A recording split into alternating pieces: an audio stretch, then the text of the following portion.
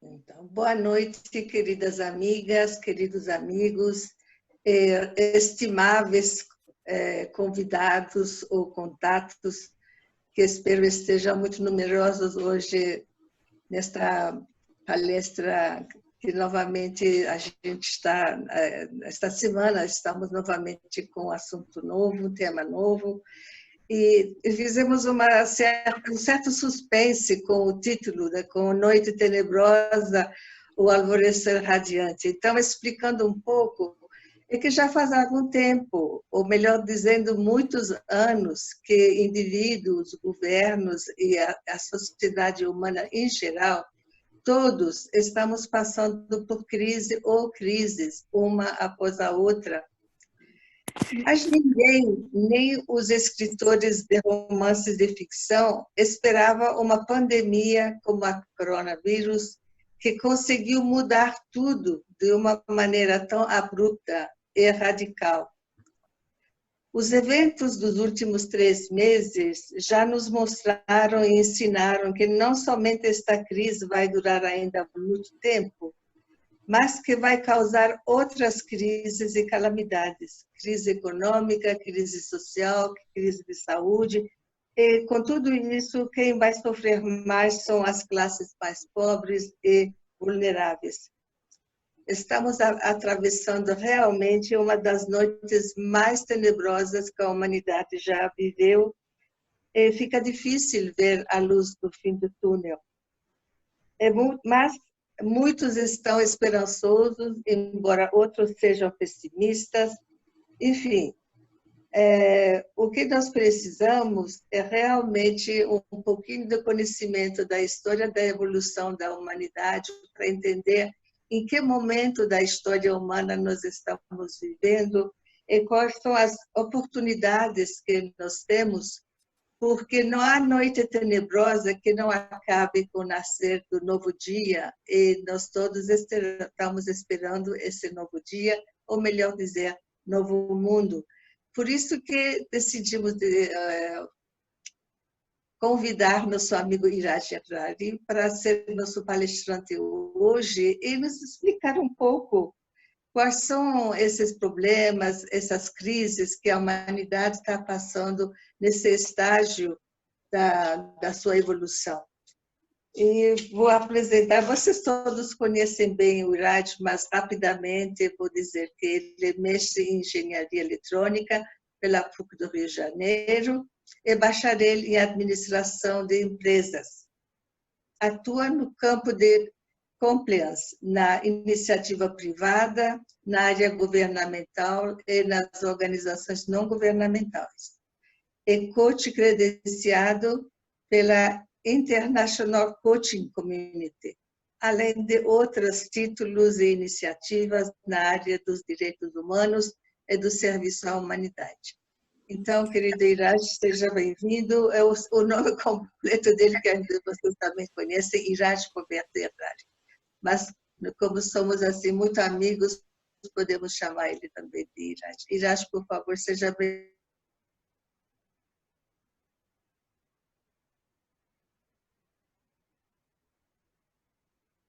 Bem-vindo, boa noite. Boa noite a todas e todos, uma alegria estar aqui com vocês, ver tanta gente que tinha muito tempo que eu não via, e poder ver ao vivo e a cores é uma coisa muito boa. Agradeço muito os meus amigos que atenderam ao meu convite também, para poderem participar aqui nessa noite. Não são da comunidade Bahá'í, mas apreciam os princípios Bahá'ís e estão buscando novos conhecimentos. Então, todas muito bem-vindos e bem-vindas.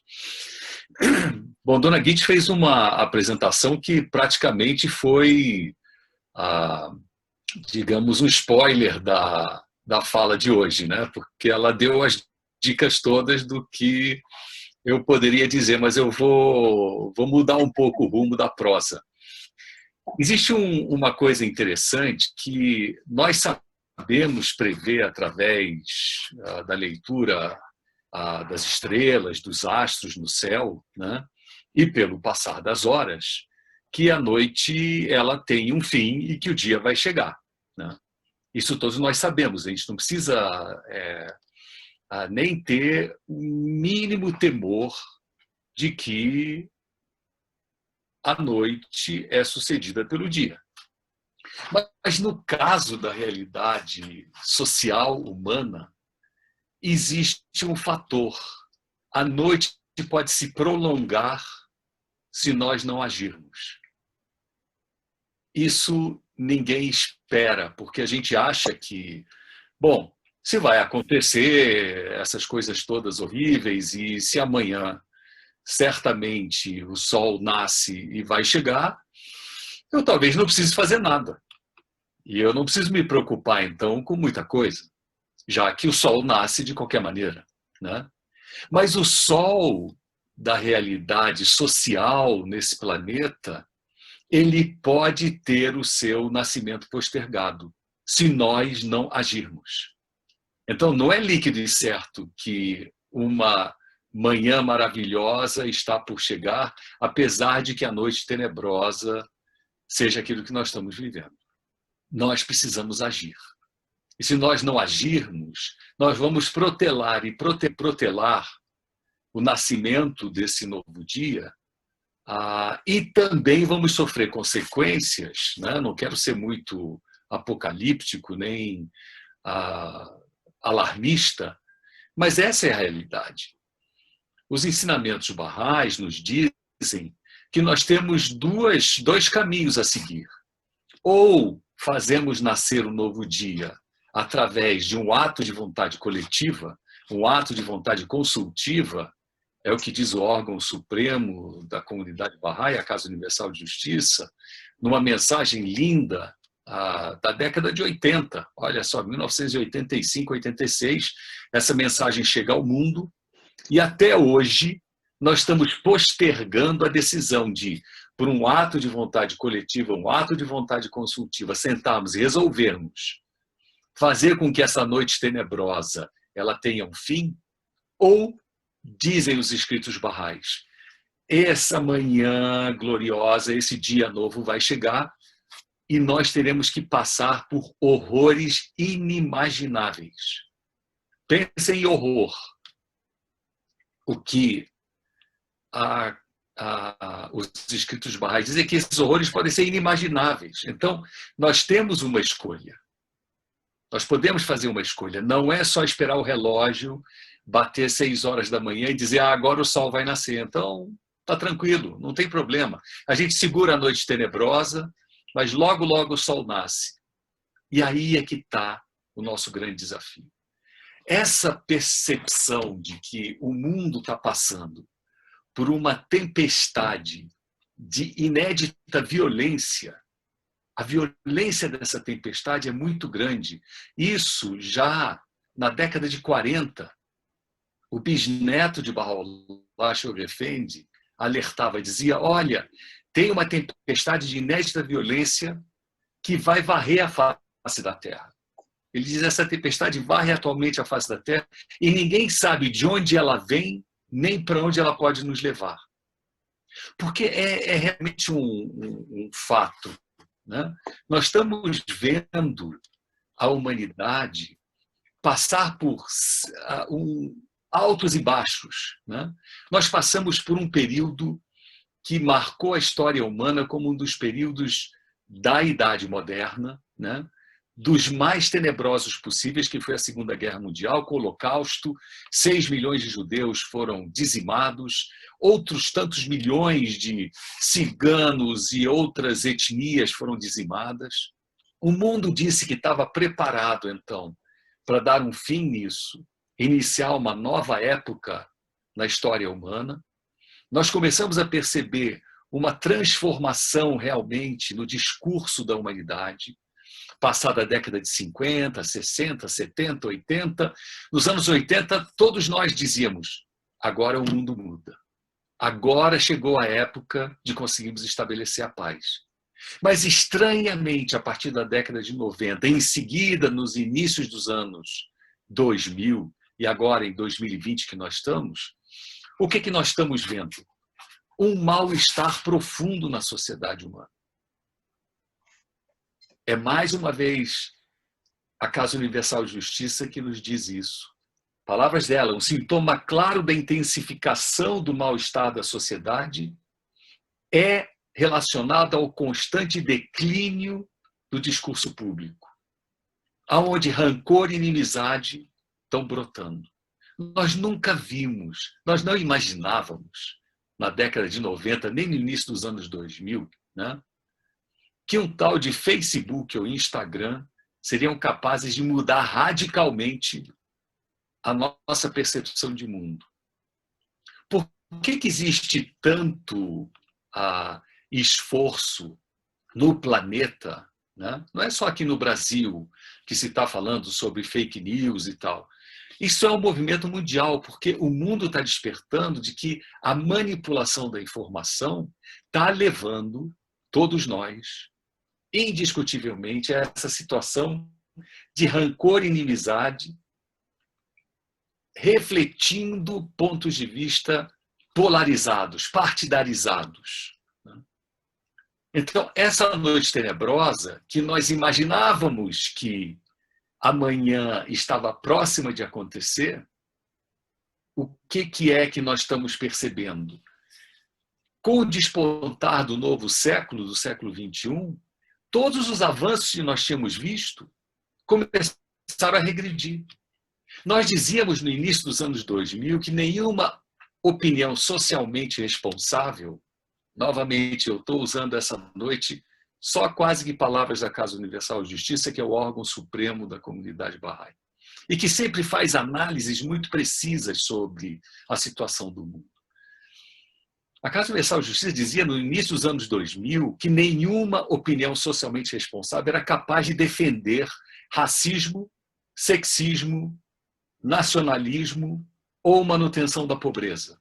E hoje, passados 20 anos, nós estamos vendo opiniões ditas socialmente responsáveis, porque são lideranças mundiais, eu estou falando do mundo como um todo, aonde questões como racismo e sexismo, ou seja, preconceitos raciais e preconceitos de gênero contra a mulher, buscando discriminá-la no mercado de trabalho, buscando discriminá-la em ambientes onde antes nós achávamos que a mulher estava começando a conquistar grandes avanços, tudo isso está indo água abaixo. Ou seja, isso corrobora com a tese que eu levantei logo no início. A noite tenebrosa, ela pode demorar mais se nós não agirmos. Enquanto nós ficarmos na nossa zona de conforto, achando que, bom, alguém resolve o problema se autorresolve. Quem sou eu? Apenas uma andorinha só não faz verão, então o que adianta isso? Né? Aquela velha imagem do passarinho com água no bico dele, sobrevoando a floresta em chamas e jogando umas gotinhas. Né? É isso. O que eu posso fazer? Eu não sou ninguém, eu não tenho controle sobre destinos da sociedade humana, então pouco posso fazer. Esse é o pensamento geral que nós vemos hoje de uma humanidade que está começando a sucumbir novamente a pensamentos que levaram o mundo como um todo à bancarrota no final, nos meados do século XX, né? E que afinal nos levaram àquilo que nós vimos que aconteceu. Então, quando nós vemos que há tendências hoje na sociedade, novamente estou usando palavras da Casa de Justiça, há tendências dominantes em todos os setores da sociedade que estão forçando a separação entre as pessoas e não promovendo a sua união. É importante nós conhecermos o que a noite mais escura tem, porque hoje eu li uma coisa num artigo no jornal que eu achei muito bonito. A beleza da noite escura e da noite tenebrosa, né? É interessante que eu usava o mesmo termo que nós usamos aqui para o título desse nosso diálogo de hoje. Né? A autora falava em noite tenebrosa Alguns de vocês a conhecem, Dona Guite a conhece, já teve ela jantando na sua casa, junto com o ministro de Estado, Cláudia Costin. Ela escreveu um artigo hoje em que ela falava: a beleza da noite tenebrosa é que a luz aparece de forma mais evidente. Se a noite não for muito escura, eu não consigo ver a pequena chama de uma vela que está se acendendo lá longe. Porque se houver alguma outra luz que dispute com aquela chaminha pequena que está se apresentando no horizonte, eu não vou vê-la. Então eu preciso da noite escura. Eu preciso de passar por esse momento. E isso, então, não quero ficar me aprofundando por demais no tenebroso da noite, né? Mas é importante nós reconhecermos que, nós não estamos vivendo o alvorecer do novo dia ainda. Esse alvorecer não está acontecendo. Isso significa que se impõe sobre nós uma urgência maior ainda para agirmos. Cada uma e cada um de nós, nas capacidades que nós temos. Temos que começar a agir rapidamente. Se eu sei escrever, eu tenho que começar a escrever mais. Se eu sei me expressar através das artes, eu tenho que começar a me expressar mais. E trazer essas pequenas chamas que possam iluminar o horizonte da noite tenebrosa. Se eu sei ajudar as pessoas, se eu sei bater na porta da casa de alguém e fazer alguma coisa que possa trazer ânimo, estímulo, tranquilidade para alguém, que eu faça. Porque as pessoas estão dispostas a começar a ajudar. Todos nós estamos dispostos, só que nós estamos nos sentindo pequenos, nós nos sentimos, talvez, insuficientes para que possamos realmente transformar o mundo. Eu trago um exemplo pequeno do que eu vivi hoje.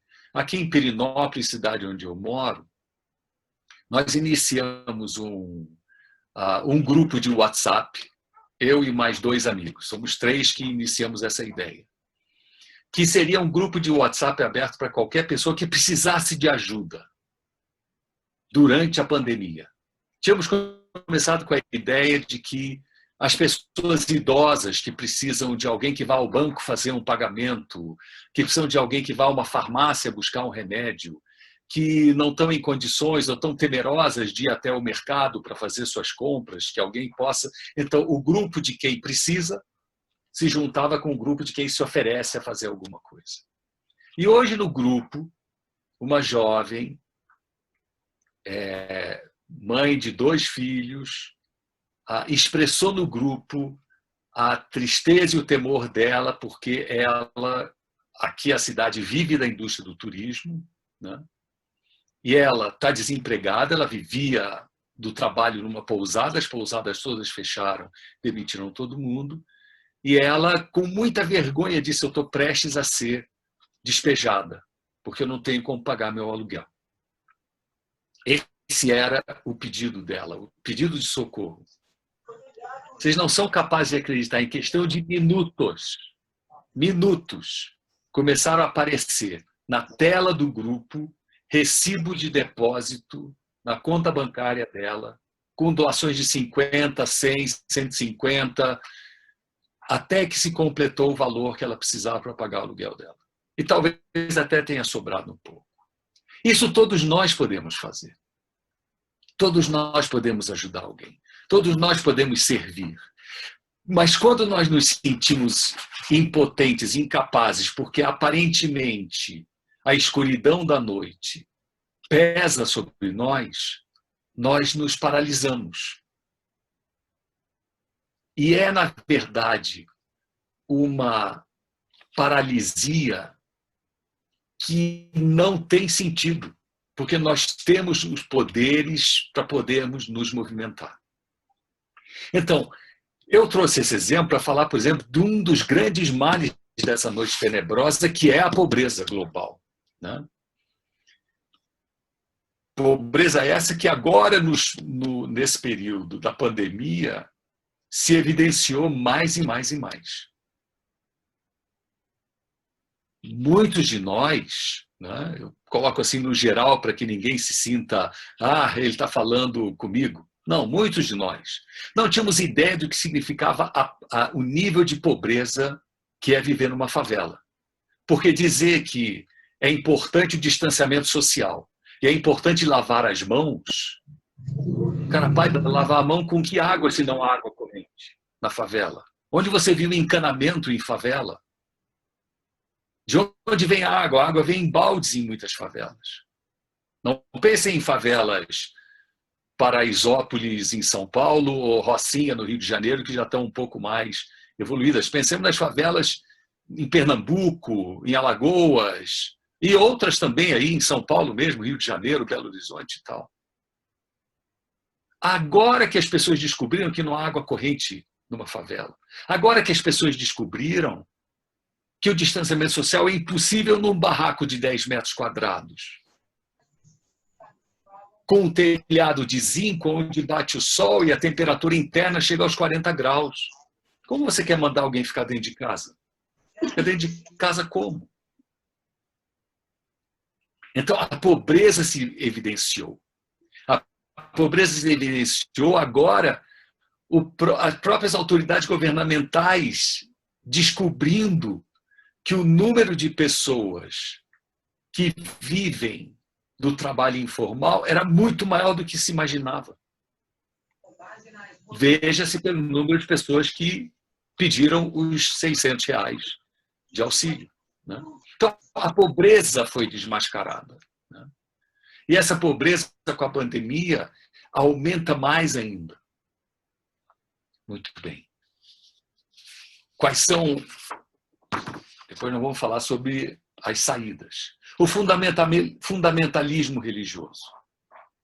A pandemia, mais uma vez, trouxe a evidência do que significa a discriminação religiosa, o preconceito religioso, o extremismo religioso. Eu não estou falando de Brasil agora. Estou falando, por exemplo, do Irã, onde os Baha'is constituem um número de pessoas que se encontram aprisionadas por consciência, são prisioneiros de consciência, que não foram liberados da prisão, ainda que a Covid esteja graçando nas prisões iranianas, por uma questão de discriminação religiosa. Sofrem no cotidiano do dia a dia, sofrem dentro das prisões. Vários prisioneiros foram liberados, mas os Baha'is não foram. Pela única razão de que há esse fanatismo religioso que leva pessoas a não conseguirem raciocinar de uma forma minimamente coerente. E o que acontece? Esse fanatismo religioso leva ao declínio da confiança pública. Vejam o que aconteceu, e isso nós vimos na Coreia do Sul, né? Logo no início da pandemia. Lembram de um sacerdote de uma religião na Coreia do Sul que se negou a seguir as orientações das autoridades que fechassem as igrejas, os templos, etc. Né? Nem me lembro qual é a denominação religiosa dele. Mas o fato é que ele não fez isso porque disse que tinham proteção divina. Todos os fiéis foram acometidos pela Covid, vários morreram, e aí ele veio à televisão de joelhos pedir perdão e pedir desculpa de que ele tinha errado. Olha o que o fanatismo religioso faz. Agora, o fanatismo religioso, quando utilizado para discriminar e fazer outros sofrerem, ele de novo separa. Lembram do que eu falei? O que está acontecendo hoje é há forças na sociedade que separam os seres humanos e não os unem.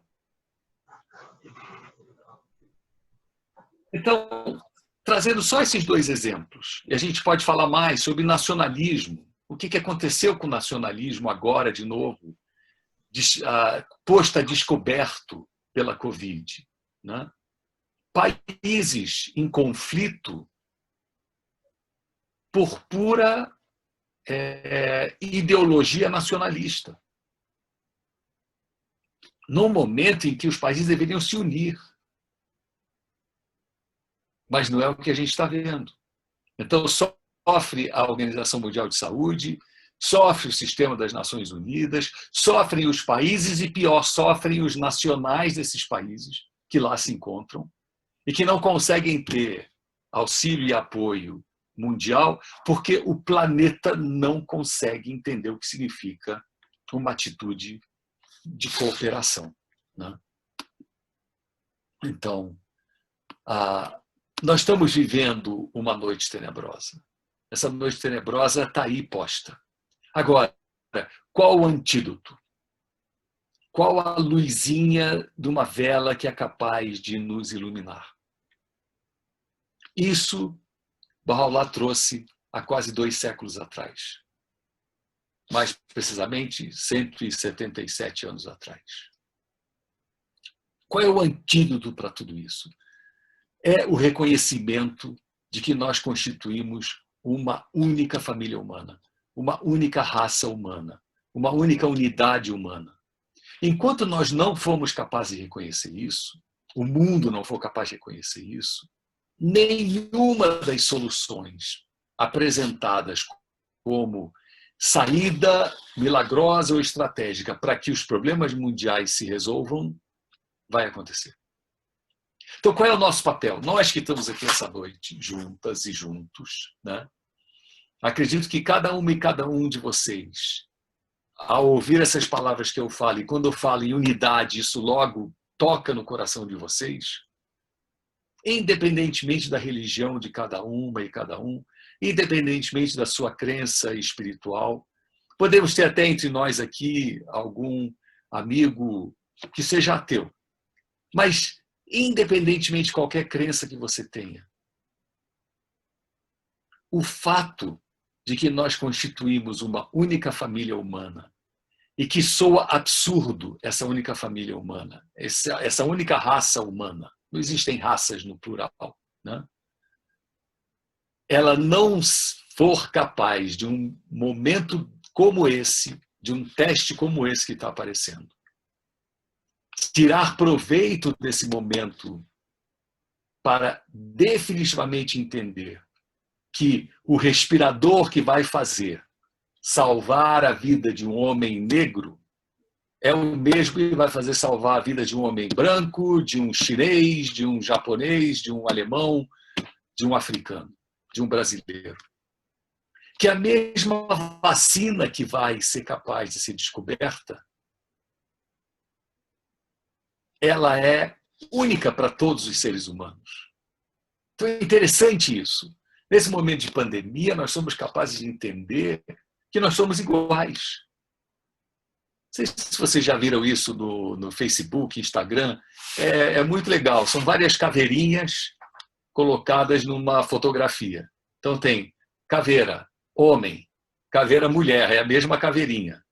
Branco, preto, índio, gay.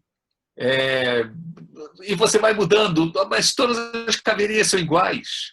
O que você está discutindo? Qual é a discussão? Se afinal todos nós, em essência, é a ideia da caveirinha, mas em essência todos nós somos os mesmos. Agora, essa ideia da unificação da humanidade, né, isso sim eu vou dizer, não pode ser impedida por qualquer força humana, dizem os escritos barrais. Ela pode ser postergada, ela pode ser alcançada através de meios tortuosos, mas impedida não. Ela vai acontecer. Então, volto de novo. O alvorecer é garantido. O novo dia é garantido. Um novo dia brilhante é certo. Quando? Depende de nós. Nós podíamos ter alcançado isso já no século XIX. O Babo, precursor de Bahá'u'lláh, aquele que veio antes de Bahá'u'lláh anunciar a vinda dele, ele disse isso em palavras inequívocas. Ele disse: ó perversa geração, estou só parafraseando, tivesseis vós escutado o meu chamado, o mundo inteiro teria se unificado. Isso em 1844. Quanto tempo já passou? E nós ainda não ouvimos esse chamado. Nós, eu digo, como humanidade como um todo. Então, qual é o nosso papel? O nosso papel é vocalizarmos esse princípio essencial. Minhas amigas, meus amigos, eu digo para vocês, se vocês quiserem parar tudo que vocês fazem na vida, não tem nenhum problema, só não parem uma coisa, de continuamente dizer a quem quer que vocês possam encontrar na rua, no mercado, no elevador já não pode mais, né? Só pode entrar uma unidade familiar por vez, né? Mas onde quer que você encontre alguém, pelo Zoom, no telefone, só repita isso. Nós constituímos uma única família humana. Fulana, e faça essa experiência. Fale assim do nada. Ninguém vai achar que vocês enlouqueceram. Vai dizer, que coisa interessante você falando isso agora. Do nada, diga assim, fulana, você sabia que nós constituímos uma única raça humana? Que todos nós somos iguais? Que nós somos uma única família humana? Espera a reação da pessoa. Nós precisamos reiteradamente enfatizar esse princípio. É isso que o Bab disse lá atrás, em 1850, né, quando ele faz a severa desse jeito, né, a perversa geração. Deixemos de ser a perversa geração. Nós, por enquanto, estamos sendo a perversa geração se nós guardarmos para nós mesmos o entendimento de que nós constituímos uma única família humana. Somos uma única raça humana. Olha, o Brasil está se dilacerando por causa de posições partidárias e polarizadas. Nós estamos realmente esgarçando o tecido social por causa de extremos. De um lado, uma turma puxa para um lado, de outro lado, a turma puxa para outro, por questões ideológicas, partidárias, políticas, o que seja. Ninguém está certo. Todos estão errados.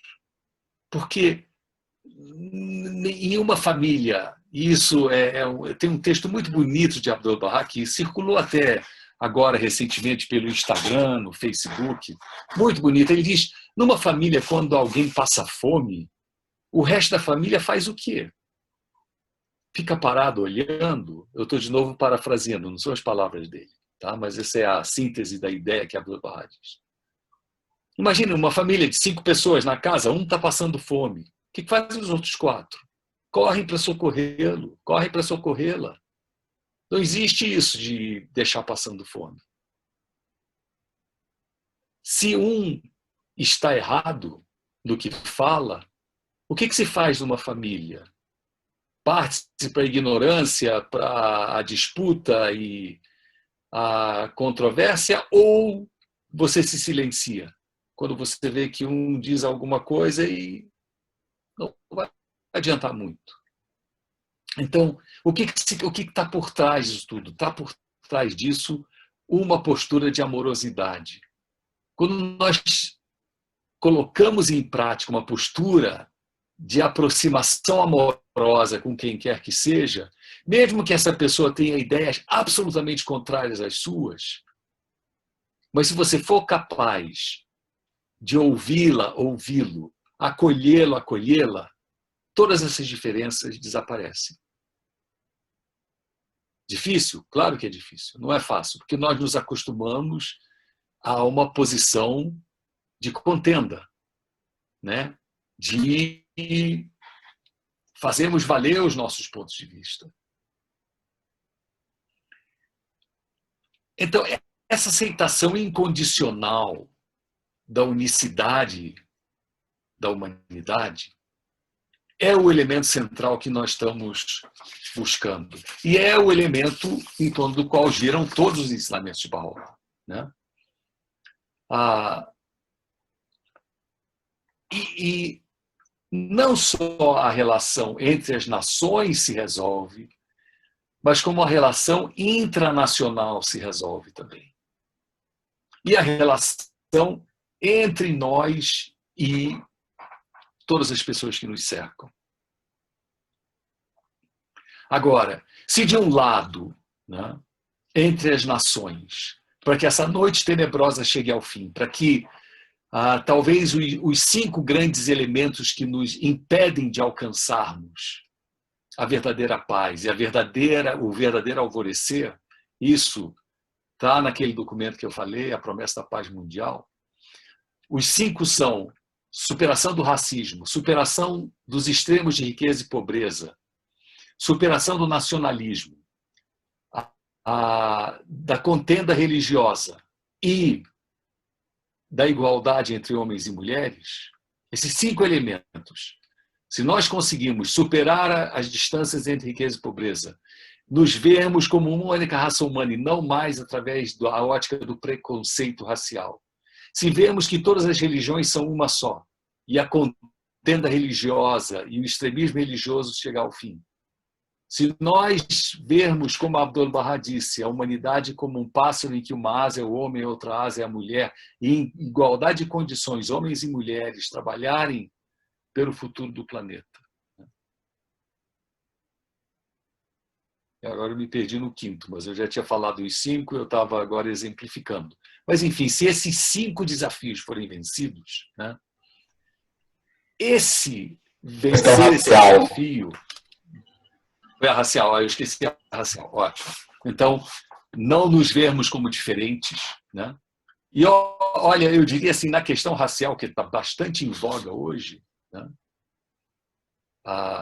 Nós temos verdadeiras aulas sobre promoção de igualdade racial que estão aparecendo em vídeos, em filmes, em documentários, né? Um documentário que eu sugiro, recomendo que seja visto, está no YouTube, chama Olhos Azuis. Quem não viu, veja. É um documentário que saiu na GNT anos atrás e que mexe com a gente profundamente para sairmos do comodismo. Joe Effendi, o guardião da fé Bahá'í, o bisneto de Bahá'u'lláh, ele diz que enquanto os brancos não saírem desse pedestal, né, dessa posição de suposta superioridade com relação à população negra ou não branca, né, enquanto não se aproximarem com humildade daqueles que são hoje discriminados. Olha, isso o Schoenfeld falou em 1945. Ele dizia que isso era a questão mais vital a ser trabalhada nas Américas, na América do Norte, mas em todas as Américas, né? Então, a população branca tem um papel a cumprir, né, na questão racial. Mas então eu fugi um pouco, mas eu queria dizer, olha, tem documentários, filmes, coisas interessantíssimas, e eu repito, Olhos Azuis. Quem não viu, veja. Está no YouTube, só botar Olhos Azuis, você vai encontrar esse documentário, é esplêndido, para a gente se conscientizar quanto o nosso papel, enquanto não negros, né? Eu vou dar uma rápida corrida aqui para olhar a carinha, muitas carinhas eu não consigo ver, mas nós estamos com poucas pessoas negras aqui essa noite conosco, né? Por que isso acontece? Porque nós temos realmente um desafio a vencer, né? Que é o do acolhimento à população negra, né? De trazê-los para o nosso seio. Muito bem. Então, se de um lado as nações do mundo têm que fazer um esforço, né, de concretizar essa visão, e diz a Casa de Justiça, né, a concretização dessa visão exigirá, cedo ou tarde, uma histórica proeza de diplomacia por parte dos líderes do mundo. Uma histórica proeza de diplomacia por parte dos líderes do mundo para que se supere racismo, sexismo, nacionalismo, extremos de riqueza e pobreza e contenda religiosa.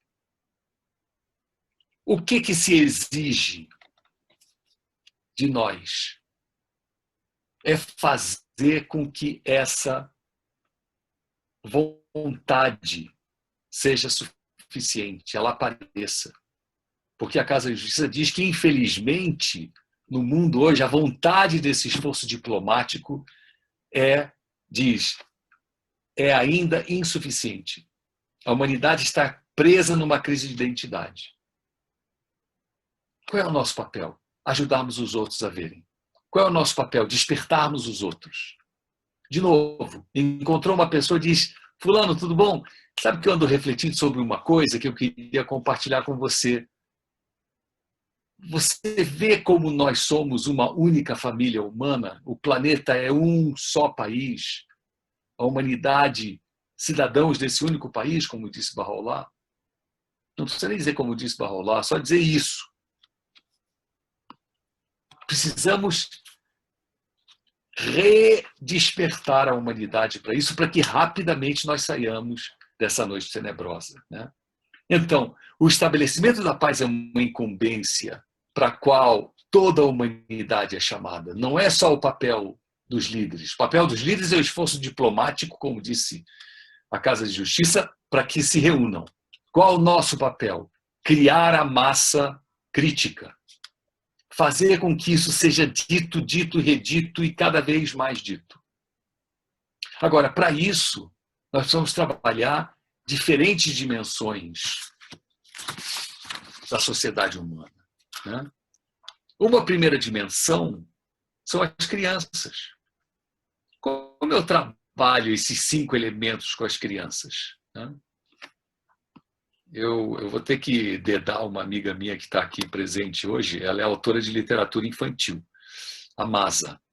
Masa, se você está me ouvindo, não sei onde é que você está, em qual quadradinho, mas você está em algum quadradinho desses aqui. Na literatura infantil, eu tenho um universo enorme onde eu posso trabalhar a questão da conscientização para a importância dessas 5 temáticas. Eu posso trabalhar, como a comunidade Bahá'í vem fazendo, né, trabalhar a dimensão da educação espiritual das crianças. Então, materiais são feitos por alguns, né, e são utilizados, então, no processo de educação espiritual de crianças. Eu preciso trabalhar com os adolescentes, ou os pré-adolescentes, ou pré-jovens, como os chamamos, né? Porque se eu conduzo as crianças a uma consciência da unicidade da raça humana, eu tenho que agora conduzir os adolescentes, os pré-adolescentes, os pré-jovens a uma dimensão de serviço à humanidade. Eles agora são capazes de colocar isso em serviço. E aí, na idade adulta também, né? Agora, tudo isso precisa de um amálgama, precisa de um cimento, desculpe, que seja capaz de nos unir a todos. Que cimento é esse? A oração, a busca da nossa espiritualização, né? Então, eu junto a educação espiritual de crianças, junto com o trabalho com os adolescentes, pré-adolescentes ou pré-jovens, como queiram chamar, né? Pegando já os jovens e os adultos, também levando ao caminho de serviço, porque quem é que vai educar as crianças, quem é que vai ajudar os pré-jovens? São os adultos. Então, precisamos capacitar esses adultos. Depois precisamos de algo que cimente todo mundo, que fortaleça um senso de comunidade, que é o momento da oração e da devoção também, né? Então, por exemplo, agora com a pandemia, o que está acontecendo de maravilhoso? Nós somos capazes de participar de reuniões de oração em qualquer país do planeta. Basta você descobrir qual é o endereço do Zoom onde vai acontecer determinada reunião. Só aqui, na região do Centro-Oeste, nós temos dezenas de reuniões de oração acontecendo. Aqui em Perinópolis, nós temos uma que acontece por Zoom. A gente está em distanciamento social. Nós somos 8, 10 pessoas que participam toda terça-feira de um encontro devocional na terça-feira à tarde. Em Brasília tem às 6 da manhã, o pessoal de Brasília é mais organizado, 6 da manhã às 6 da tarde. Tem 2 encontros. E você tem várias outras cidades da região centro-oeste e vários outros lugares do país. Eu estou vendo gente aqui de São Paulo, estou vendo gente do Rio Grande do Sul, estou vendo gente do Tocantins, né? Nos Estados Unidos, aí já tem aqui o Renan falando, estou nos Estados Unidos. Os Estados Unidos tem centenas, milhares. Espírito Santo, estou vendo aqui a dona Filhinha, também tem reunião devocional que acontece. Enfim, um sem número de lugares e possibilidades para nós recarregarmos nossas baterias, né? Essa recarga de bateria, ela é fundamental. E com isso, então, eu termino essa cutucada geral em todos vocês, todas vocês.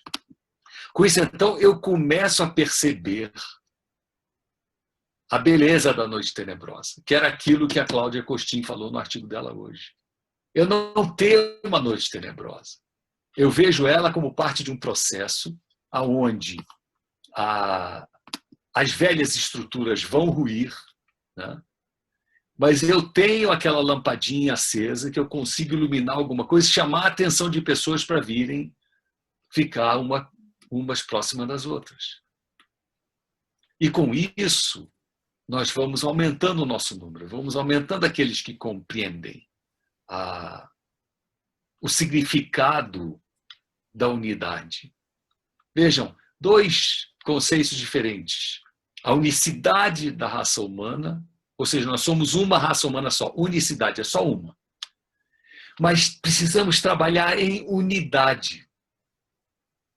Nós só trabalharemos em unidade se nós reconhecermos que as raças não existem, que nós temos que trabalhar para que os pobres também tenham acesso a bens e serviços, que nós vamos superar o nacionalismo e não vamos ver o estrangeiro como diferente ou competidor ou o que seja.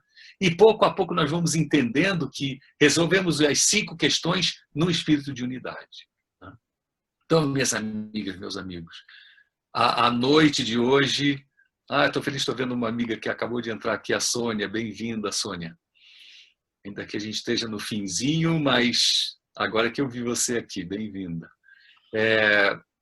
Se trabalharmos em unidade e se reconhecermos a nossa unicidade, nós atravessamos a noite não mais tenebrosa. O adjetivo tenebroso, ele perde o seu sentido. É uma noite. Ela faz parte do processo. Nós precisamos da noite, que a noite anteceda o dia, né? Porque eu termino aqui agora com uma última palavra. Baha'u'lláh fez uma promessa para todos nós. Ele disse que um novo dia há de raiar. E esse será o dia que não será sucedido mais pela noite. Então, trabalhemos por esse dia.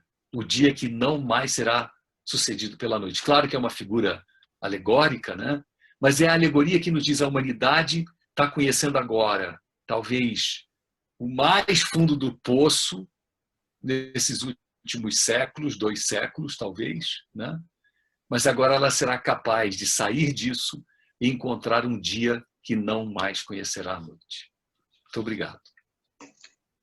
Muito obrigado, Irad. Realmente, ainda bem que eu não estraguei a sua palestra, viu? Maravilhoso, muito obrigado. Como sempre, soube realmente explicar e também atingir os corações. Tenho certeza de que muitos dos participantes já estão tomando decisões a partir de amanhã, colocar em prática algumas das suas sugestões. Então, podemos abrir agora para algumas perguntas. Por favor, Ana, querida, você veja se já tem perguntas ou se tem comentários. Vai dar tempo de fazer comentários, Iraj? Ou vamos dar preferência às perguntas primeiro, não é? A primeira pergunta que nós temos aqui estão pedindo para você repetir aqueles 5 elementos. Então, os 5 elementos são os extremos, quer dizer, quais são os desafios da humanidade? Superar os extremos de riqueza e pobreza, superar a desigualdade entre homens e mulheres, superar o nacionalismo, superar a contenda religiosa e superar o racismo. Então, esses são os 5 elementos, né? Se superarmos isso, nós conseguimos trabalhar em unidade. E aí a gente reconhece a unicidade também da raça humana. Esses 5 são um desafio cotidiano. Muito bem, obrigada. Mais alguma pergunta, Ana? Por enquanto, não. Algum amigo aí gostaria de se manifestar? Acho que a palestra foi tão maravilhosamente esclarecedora que a gente sai daqui sabendo exatamente qual é o nosso papel, a nossa missão, para que o sol possa brilhar mais, né? Se alguém quiser Isso fazer, mesmo. então, algum comentário, também temos um tempo, um espaço para isso. Acho que alguém Olá, boa levantou aqui a noite. mão. Sim. Sou José Carlos Mazotti aqui. Eu estou em Guarulhos e, antes de mais nada, agradeço o convite, né, que a gente teve no grupo aqui de São Paulo, né? E eu, propriamente dito, não me declarei Bahá'í, né? Mas eu fui convidado a frequentar a comunidade de São Paulo e queria dizer o seguinte, que antes de encontrar os Bahá'ís, eu tive muitas outras buscas, iniciações em outras religiões e tradições, e onde eu encontrei também uma faceta de Deus, né? Mais uma coisa que eu percebi, que os Bahá'ís, eles têm pelo menos aqui em São Paulo, né, eu tenho percebido que tem uma vocação natural para o ecumenismo, né? É um lugar onde eu mais fui bem recebido em termos de aceitar o fato de que eu tive outras iniciações e que eu não me declarei Bahá'í e tudo bem. E uma coisa muito interessante que eu percebo é que através da estética, né, se resgata a ética. Então, quando dentro das reuniões tem aquelas fotografias daqueles templos que tem em outros países, aquilo faz um bem para a gente, né? Então, através da estética, você resgata a ética. Então, nesse sentido, é que eu queria propor para vocês, nós, né, criarmos um momento de toró de parpite, né, ou de brainstorm, de como criar esse ecumenismo, né, de uma forma mais consistente, porque a Noite Negra, né, que foi citada agora, ela é uma metáfora para uma situação que a gente está vivendo, e assim, e até as iniciativas pessoais estão sendo atacadas, né? Individualmente, quando você vai, né, Irad, você vai tentar ajudar alguma pessoa, às vezes você recebe um ataque, por que você está fazendo isso? E às vezes a gente é inibido por isso. Então, obviamente que a gente tem que ter uma fé consistente, ir lá e ajudar, e continuar ajudando, mas eu digo que a gente também precisa aprender a como ajudar em comunidade, como você mesmo citou na tua palestra.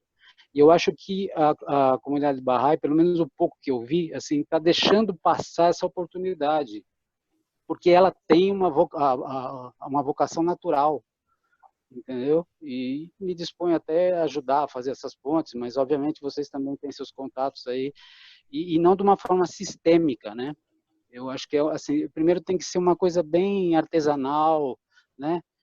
Até para a gente poder, porque isso também tem implicações políticas, que depois, obviamente, não dá para falar tudo de uma vez só, mas que a gente pode conversar mais à frente, né? Então, é basicamente isso que eu queria dizer. Eu queria comentar, Zé Carlos, muito obrigado pela sua fala e muito obrigado pelo seu oferecimento. Não parta do princípio que, obviamente, os Bahá'ís já têm alguma coisa. Não, você está sacando algo, né? Dizendo, olha, eu quero me dispor a poder ajudar a fazer isso, né? Então, é exatamente isso que a gente está precisando. Nos unirmos com forças diferentes, percepções diferentes, visões diferentes, né? Que vão se complementando, né? E você está trazendo essa contribuição fundamental, quer dizer, a estética ela faz com que a ética seja percebida, né? No mundo, de repente, agora que até a própria estética está sendo alvo de críticas ou de mal-entendidos ou do que seja, né? Então, nós temos que fazer esse trabalho também, né? Então, vamos lá, Zé Carlos. Junte-se aos seus amigos Bahá'ís aí em Guarulhos ou em São Paulo, com quem lhe convidou, que você veio parar aqui, bola para frente, vamos lá. Tem alguns comentários aqui exatamente nessa direção, de que a sua fala despertou mais vontade ainda de servir nessa direção, para essa melhora, para esse sol brilhante. A Maricília Arruda faz uma pergunta. A população humana se comporta como egóica e infantilizada, educando crianças e jovens. Como trabalhar a heresia da separatividade com objetividade e efetividade?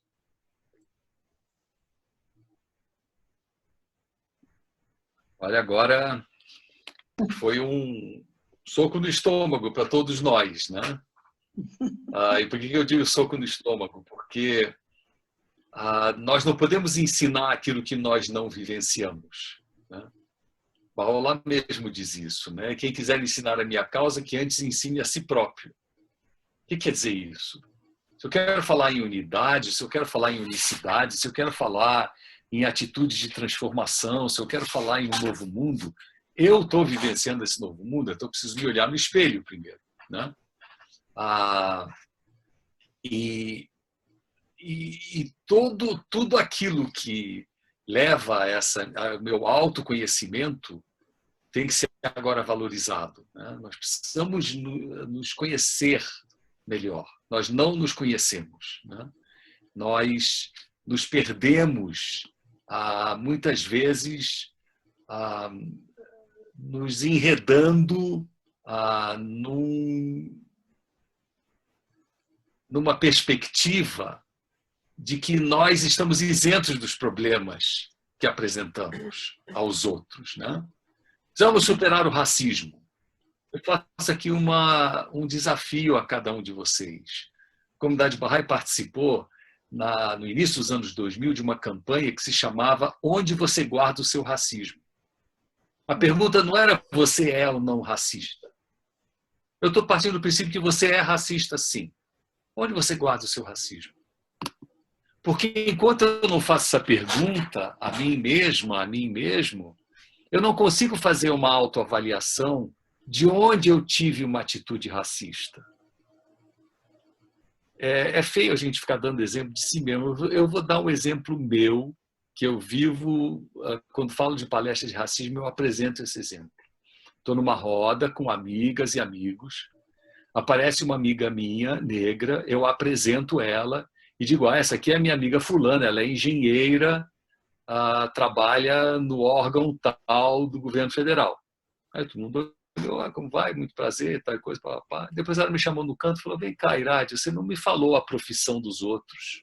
Por que você só disse a minha profissão? Aí eu saquei onde estava o meu racismo. Eu precisava justificar ao grupo que eu tinha uma amiga negra, sim, mas ela era uma negra com formação. Essa é uma atitude racista. Por que você quer justificar o outro a troco do quê? Né? Se nenhum dos brancos eu disse, esse é o fulano médico, esse é o cicrano não sei o quê, esse aqui é a cicrana arquiteto, eu não fiz isso. Mas a negra eu apresento e digo qual é a profissão dela. Onde eu guardo o meu racismo? Então comecei a fazer essa pergunta, né? Onde a gente guarda a nossa dificuldade em lidar com os extremos de riqueza e pobreza? Já se fizeram essa pergunta? Por que é difícil eliminar os extremos de riqueza e pobreza? Por uma questão muito simples. Porque nós não conseguimos sair da nossa dinâmica consumista, achando que tudo aquilo que aparece na minha frente eu preciso, eu quero e eu tenho que comprar. Alguém já fez a pergunta, desculpe os apreciadores do chocolate suíço Lindt, né? É delicioso. Mas quando você vai no supermercado comprar o chocolate Lindt, você já parou para dizer, e se for garoto, será que resolve? Garoto é horrível aquele chocolate. Desculpe os capixabas aí, chocolate garoto feito no Espírito Santo. Mas tá legal, então garoto não, mas pode ser Nestlé? Pode. Por que eu preciso comprar a BMW? Não pode ser um Gol? Sabe, a nossa lógica diz, precisa eliminar os extremos de riqueza e pobreza, mas eu não consigo abrir mão daquilo que é o meu consumismo, do meu apego às coisas materiais. Que eu preciso trocar de celular, não, porque agora o meu iPhone era 32 GB, eu preciso de um iPhone de 128 GB. Por que você precisa? Sabe, então, voltando à pergunta, né? Onde está a nossa infantilidade? Está no nosso egoísmo. Onde está o nosso comportamento errático? Está na nossa infantilidade, no nosso egoísmo. É uma infantilidade, né? E aí, como é que a gente trabalha essa separatividade? Né? Através das nossas ações. Eu diria, Marcília, a melhor fórmula de ensinar aos demais aquilo que você acredita é agindo. Então, passe a agir. Eu faço um desafio, já fiz desafio em outras falas aqui para amigos e amigas. Faça isso no supermercado. Vá no supermercado e, na hora que você pegar o negócio, fala assim, isso é um desejo ou é uma necessidade? Eu preciso mesmo disso? Se você decidir que é um desejo, eu vou falar isso aqui, tem uma pessoa só que vai entender para quem eu estou dizendo. Tem que ser picanha maturada? Ou será que podia ser uma alcatra? Talvez a alcatra também seja bom. Né? Não, ele vai dizer, não, mas a picanha eu comprei num preço maravilhoso, estava abaixo do preço da alcatra. Tudo bem, então passa. Mas entendem? Se eu começar a fazer esse questionamento e depois tem que ser carne, boa pergunta também, pode ser alguma outra coisa, comecem a somar o que vocês deixaram de comprar. Somem, vai fazendo a soma. Eu não comprei chocolate Lindt, comprei Nestlé, economizei R$20. Tá legal, não comprei a picanha, comprei a alcatra, ou nem alcatra nem picanha, eu comprei outra coisa. Ótimo, economizei R$40. Somem isso tudo. E no fim de um mês, vejam quanto vocês conseguiram poupar. Peguem esse dinheiro e ofereçam para alguma obra de promoção de igualdade. Vocês vão ver como vocês vão mudar o mundo. Mas se todo mundo que está aqui, nós somos 61 pessoas aqui.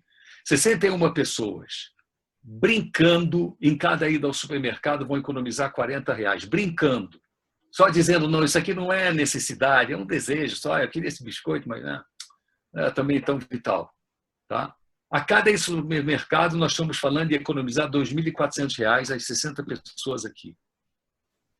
Você vai 4 vezes ao supermercado, uma vez por semana, são R$10.000 por mês. O que a gente faz com R$10.000 por mês? Todos nós 61 aqui unidos num programa de desenvolvimento social para tirar pessoas da pobreza. Não é cesta básica, não, tá? Por mais importante que ela seja.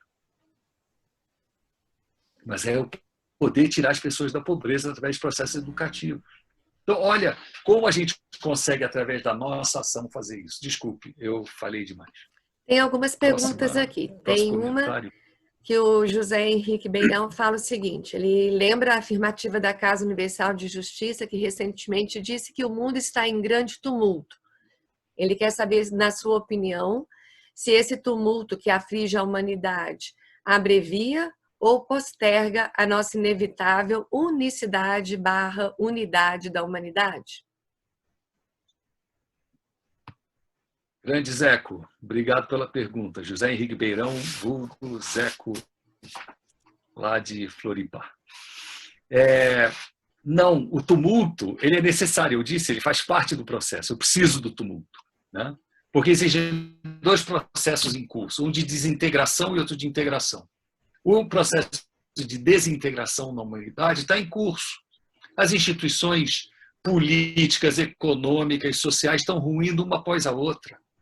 Nós estamos vendo o fiasco que é o sistema político partidário. E no mundo inteiro, não é só aqui no Brasil, no mundo inteiro ele está ruindo. Então o sistema político vai ruir, o sistema econômico está ruindo. Veja só, um vírusinho invisível destruiu as economias de todos os países do planeta. Né? Então, tudo isso está ruindo, isso faz parte do tumulto. né? Tumulto tem que acontecer. A questão, Zeco, é o que nós fazemos com o tumulto. Se eu não faço nada, isso posterga a unicidade e a unidade da humanidade. Se eu ajo e faço alguma coisa, eu mudo esse timing. Eu sou capaz de fazer isso aproximar. Porque eu volto a dizer, o Bab disse isso, ó perversa geração, tivesseis vós me ouvido, o destino de vocês teria sido outro. Por que nós não ouvimos? Basta ouvir. Então, agora ninguém está ouvindo mais o Bab. Então, nós que conhecemos essa mensagem, ou os amigos dos Barrais que estão aqui presentes hoje, né? E digo, você, José Carlos, que disse, não, vocês Barrais já têm aí o seu sistema. Não temos. Venha, ajude, se some a nós. Todos nós precisamos uns dos outros, né? Não há nenhuma mão que possa ser dispensada nesse momento para trabalhar pela unidade da humanidade, pela unicidade, em fazer essa pergunta. Então, o que nós fazemos, Zeco, é que abrevia ou posterga. Não é o tumulto. O tumulto faz parte do processo. Ele é inevitável, necessário. Ai, a gente está chegando no final do nosso tempo. Sim, mas tem duas pessoas que estão pedindo para fazer uma pergunta ou uma colocação. É Ginos, que quer fazer uma pergunta, e ela não escreveu aqui. E tem uma colocação também que o José Roberto gostaria de colocar aqui pelo microfone. Aí a gente acho que chega no limite do nosso tempo. Isso. Mas, Ana Paula, se me permitir, eu gostei de uma pergunta que está aqui do Renan Rueda também. Que ele já deu-se como satisfeito com uma resposta que foi colocada, por isso é que eu não trouxe, mas fique à vontade. É interessante, fique à vontade. Não, tudo bem, tudo bem. É que eu também estou vendo as perguntas aqui. Sim. Então. Gino está aqui ainda? Sim, estou. Querida. Oi, Dade, tudo bem? Em primeiro lugar, te parabenizar pela palestra. E a minha é um comentário, mas também uma pergunta. Eu gostaria de escutar a tua opinião sobre isso. Mais ou menos nos anos 80, 90, a comunidade Bahá'í estava muito voltada para as questões do programa social. E aí veio os programas do Instituto, as atividades básicas, e aí a gente foi solicitado a nos voltar muito mais para isso, que é isso que vai fazer transformar o mundo, né? Agora, você comentou, e todos nós estamos muito, como dizer, envolvidos a essa questão social de ajudar as pessoas que estão precisando, dando, vamos dizer, uma cesta básica, ajudando com algum dinheiro, enfim, para aluguel, como você comentou. E será que isso é muito louvável? Óbvio que isso faz parte de nós nos colocar no lugar do outro, mas será que isso também não é um perigo dizer, bom, eu fiz a minha parte, estou ajudando aqui 2, 3 famílias, pagando aí R$100 ou R$1.000 por mês, que seja, e aí se ficar acomodado com a sua consciência tranquila, porque isso é muito mais fácil do que se envolver com as atividades básicas que a Casa de Justiça nos pede, né? Então, queria escutar um pouco você sobre isso. Boa pergunta, Ginus. São 2 movimentos diferentes, distintos, mas que se harmonizam e se somam, né? Eu estou falando um movimento no momento da pandemia, né? No momento da pandemia, a pessoa está passando fome, está sem emprego, está desesperada, vai ser despejada, você vem falar, eu vim aqui educar seus filhos. Você vem cá, você é maluco? Eu quero educar filho, eu não sei nem como eu vou viver amanhã. Agora, por outro lado, esse é o movimento emergencial, né? Isso está nos despertando para a ideia de que podemos ser solidários, despertando para a ideia que nós podemos cooperar, despertando para a ideia que nós somos membros de uma única família humana, né? E por isso que eu trouxe o exemplo de Abdul-Bahá. Abdul-Bahá que deu esse exemplo. Numa família, se alguém está passando fome, os outros 4 vão ficar quietos olhando para a cara dele? Não pode. Isso era o que o Betinho dizia também, né? Quando começou a campanha contra a fome do Betinho. A fome não pode esperar. A fome não aguenta filosofar. Está lá o cara caído, estirado no chão e todo mundo filosofando se qual é a razão da fome dele, de onde vem essa fome, o que provocou isso, são as injustiças sociais. O cara está morrendo de fome, vai lá dar um prato de comida para ele. Isso, às vezes, nós não estamos fazendo, Gilson. Então, esse é um movimento. O outro movimento é esse da construção do novo mundo, a construção da nova ordem. Eu até parei no meio do que eu estava falando e, obrigado, você me ajudou a retomar. Tem 2 movimentos atualmente em curso. Um de destruição, de ruína, de queda da ordem antiga, e outro de construção. Esse de construção é onde estão os processos educacionais que a comunidade Bahá'í está desenvolvendo, os processos de desenvolvimento de vida comunitária, o entendimento da importância da ação, né? Coordenada, pensada, coerente, né?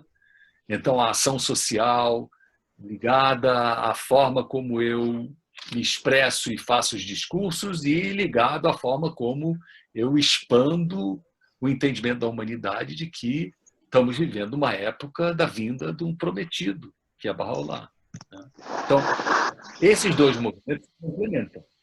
A pandemia veio nos chamar a atenção para um dos elementos que talvez nós tivéssemos pouco despertos para ele, né? Isso nos ajudou a despertar. Você está certíssima. Um não substitui o outro, nenhum vem para criar digamos, uma zona de conforto para que eu diga, bom, já estou fazendo a minha parte, eu dou uma cesta básica. Aliás, não preciso nem dar cesta básica, eu faço um depósito na conta de alguma organização que dá cestas básicas. Mas não é isso que a gente está falando. Mas ótimo, bem colocado. Então, José Roberto, seja breve, por favor, vamos avançar da hora.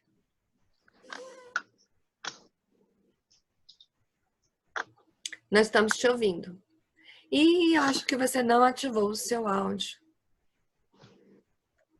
Porque ele não aparece como microfone fechado.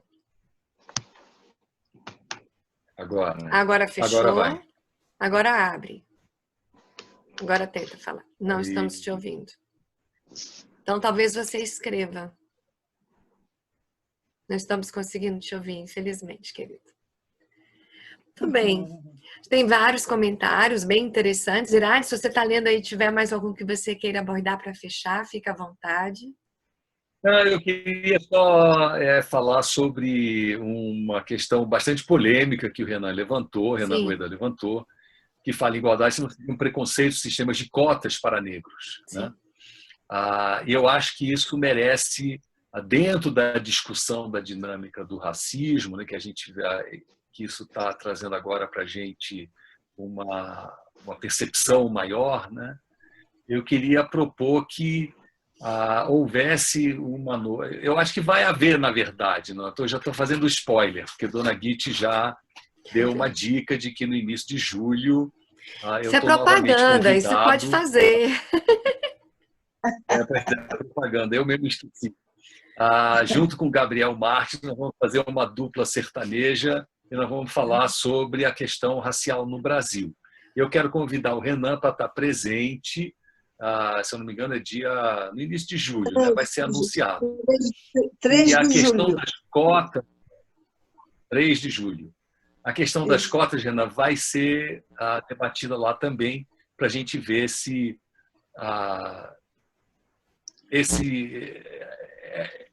digamos, esses instrumentos, né, têm ou não têm efetividade e se são apropriados ou não. Tá bom? Era esse comentário que eu queria fazer.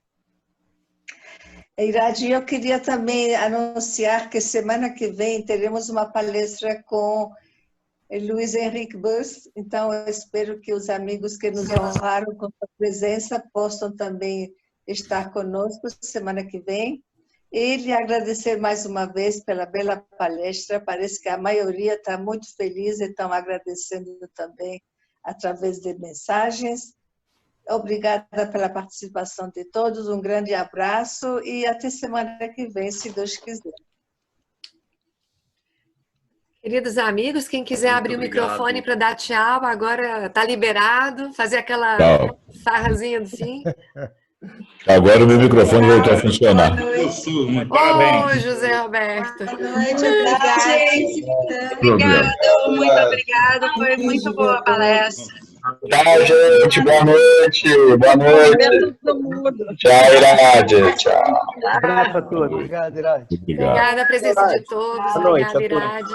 Até o próximo encontro. Até. Boa noite, obrigada. Ana América, foi ótimo te ver aqui, Ana América. Abraço, Sorabi. Vou desligar. Boa noite. Boa noite. Boa noite. Boa noite. Sônia, mais uma vez, obrigado por ter participado. Fiquei muito feliz que você conseguiu entrar. Muito obrigada, Irade. Foi muito bom. Parabéns pela palestra, Irade. Gratidão. Que bom, obrigado.